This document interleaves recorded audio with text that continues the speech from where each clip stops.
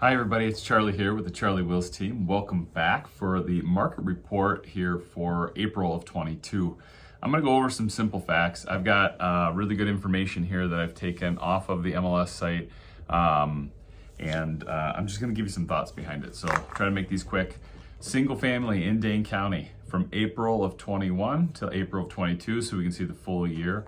New listings, the number of listings coming on the market April to April.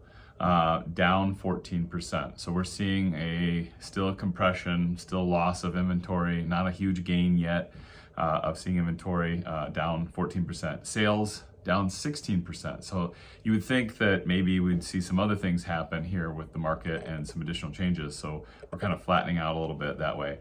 But the median price continues to raise because there's still an influx of people coming into the area, people moving inside the area.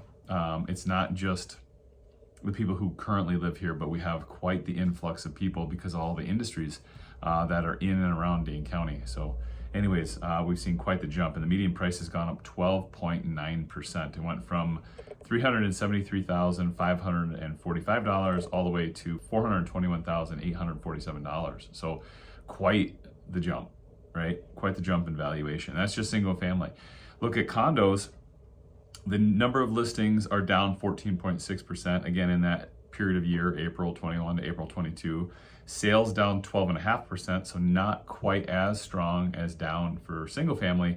And median price has only gone up 8%. Again, same thing, not a lot of new product being built unless you're outside of the Beltline of Madison going into some of these other communities, but really not a lot of new product like in the downtown or near west regions of Madison. I think some things that are changing the market a little bit, right? We're probably starting to see a little bit of a slowdown even in the period that we typically see April, May, June, where inventory is rising. So what we're noticing here right now is rates for mortgages have decreased, but what we're seeing is people are maybe switching from a 30-year fixed to more like a 7-year ARM because they're saving almost a full point.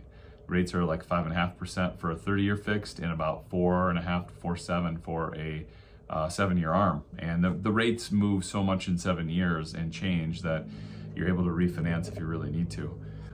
So that's a kind of a trend that we're seeing. And the minimum, this is just a scope. So there was a report done on Dane County 2050. It's looking like out in the future, year 2050, what would Madison look like? They believe the population is going to go from 400,000 to close to 1 million people by 2050. So in about 27, 8 years, something like that. But what they're really noticing is that we need housing, lots of it. We're going to have even more industry being in this space. We've got really good parks. We've got good schools. We've got great infrastructure and transportation. So there's a lot of ways that Madison's got a lot of positive stuff going for it. And hence that we're gonna need a minimum of 3,500, heard that right, 3,500 housing units. So what they're predicting is majority of that will be in multifamily of some sort. So condos, duplexes, townhouses, that kind of look along with apartments. And then 40% of that market will be single family. Now, I can see the 40% being single family, but I don't know if we can build that many to keep up with demand. Right now, new housing starts last year were between 600 and 700. We may hit almost 800 this year, I think, is the prediction. But that's still short of the 1,400 homes that we need built in and around Madison, the Dane County area every year. So, and that's just not just a supply chain issue, that's a builder issue. We don't have enough tradesmen.